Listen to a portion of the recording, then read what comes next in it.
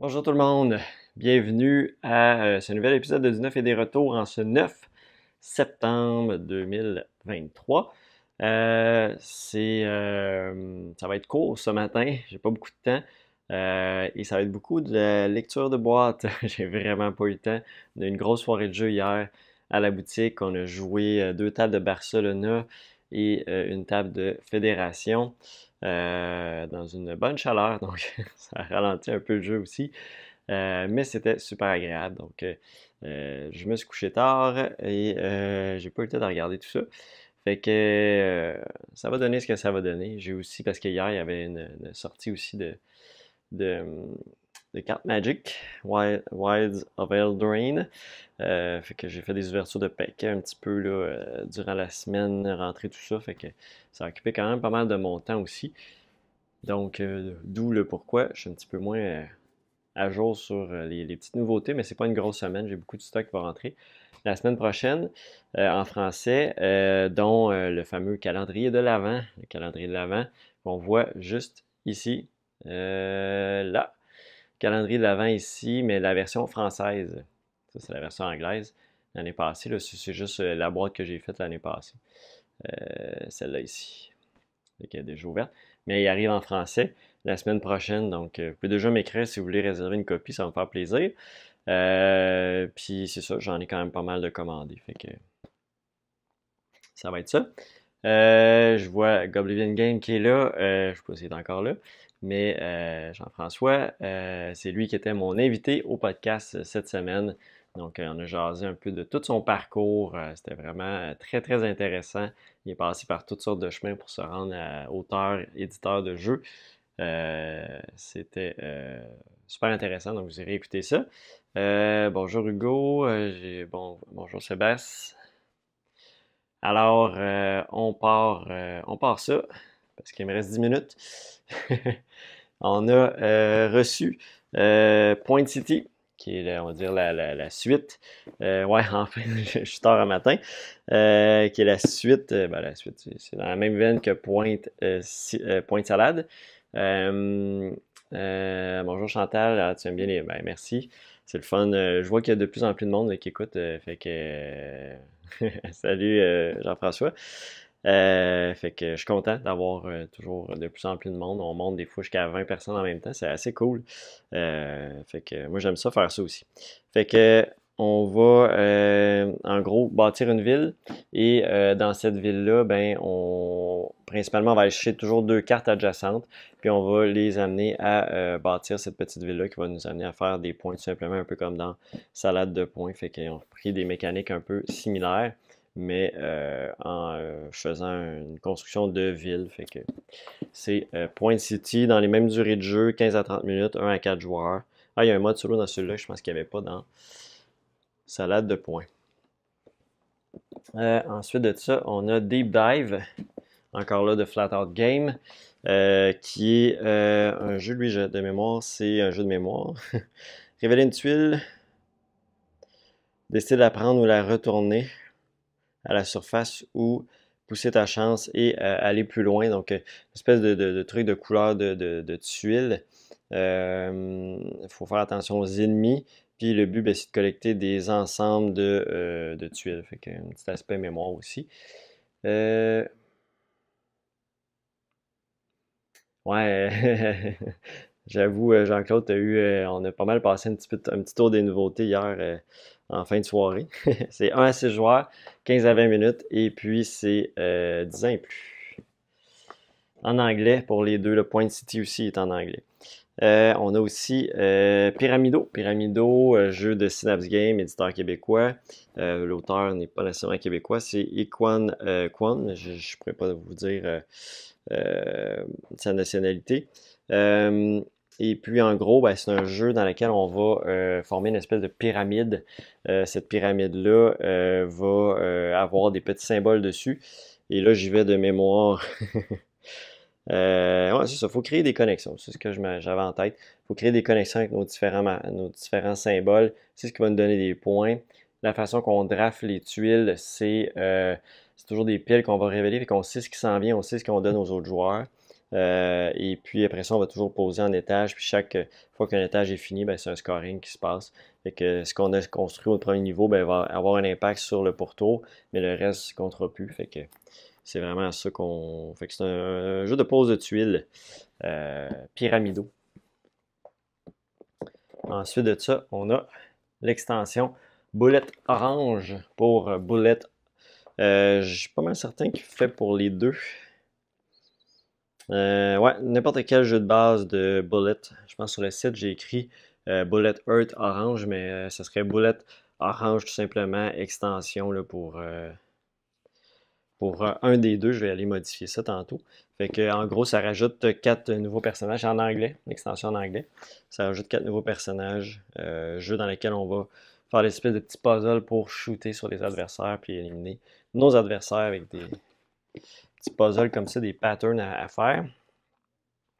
On a aussi réédition d'un plus vieux jeu qui est de Rich and the Good Abengot, ici, qui est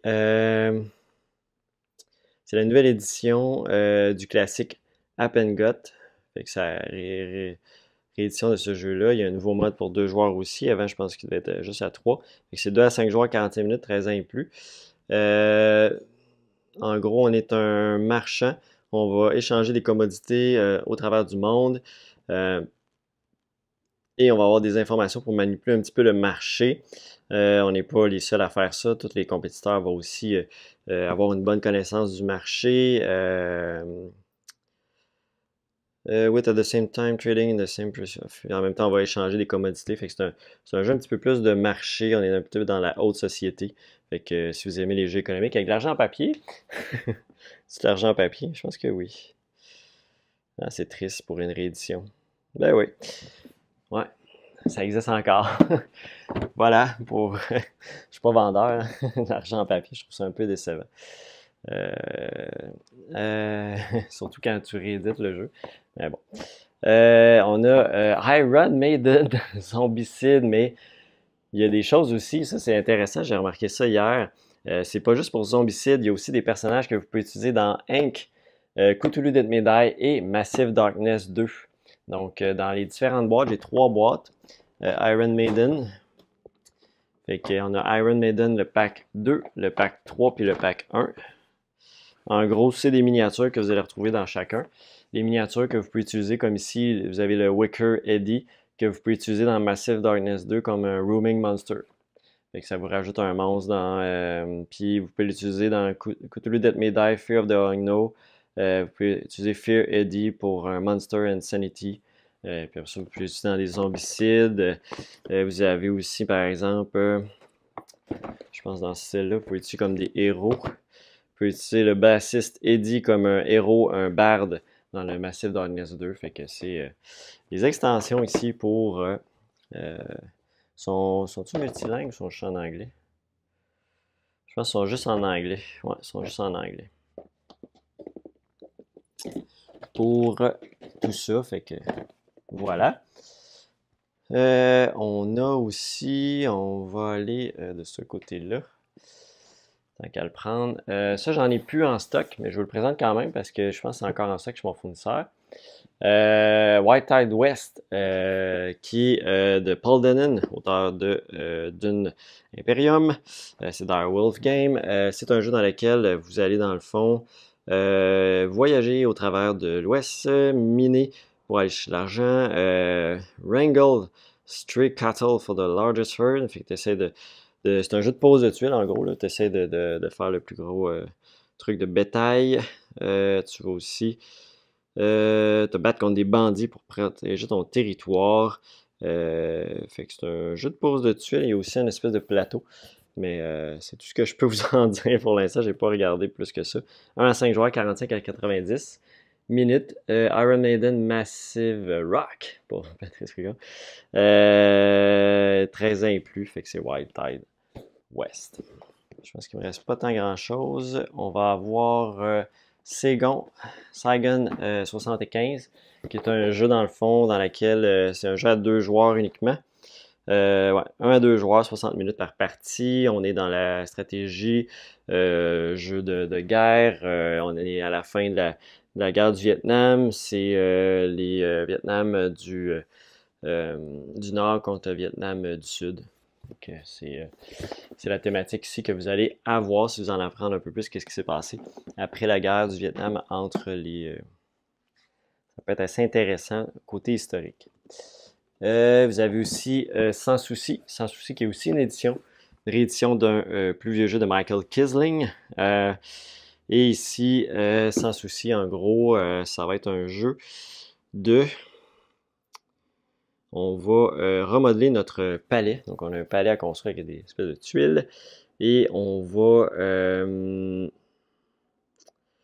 va essayer d'incorporer des statues, des fontaines, etc. Fait qu'on on redécore un petit peu tout ça.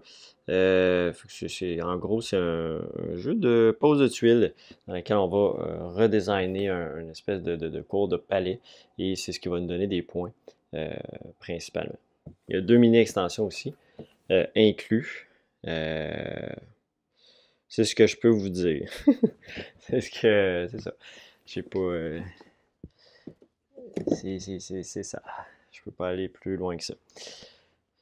Fait que j'ai des retours. Dans les retours, j'ai Résistance en français, que j'ai de retour en stock, jeu solo. Super intéressant. J'entends des gens. J'ai Dune Imperium. Retour avec toutes les extensions. Autant en français qu'en anglais. Puis j'ai Barcelona. Barcelona ici, qui est de retour en stock encore une fois en anglais. Pas mal de dernière fois que je peux plus en avoir. Il était rendu en rupture chez mon fournisseur, fait que les quelques copies qui restent sont disponibles. Excellent jeu de pose d'ouvrier, mais avec des actions que tu vas reconstruire la ville, puis tout est interrelié avec ce que les autres vont faire aussi. C'est vraiment un excellent jeu, sincèrement. 60 à 90 minutes, 1 à 4 joueurs. Il y a un mode solo aussi, qui est très bien fait à l'intérieur. Fait que c'est Barcelona. Fait que je vous quitte là-dessus. Ça a été rapide. Mais bon, je vais aller ouvrir la boutique. Et merci beaucoup d'avoir été là. Ben, ça a été short and sweet. Semaine prochaine, il y a plus de stock aussi qui rentre en français. Fait que on se revoit la semaine prochaine. J'ai du monde qui attend à la porte. Fait que merci beaucoup. Bye bye.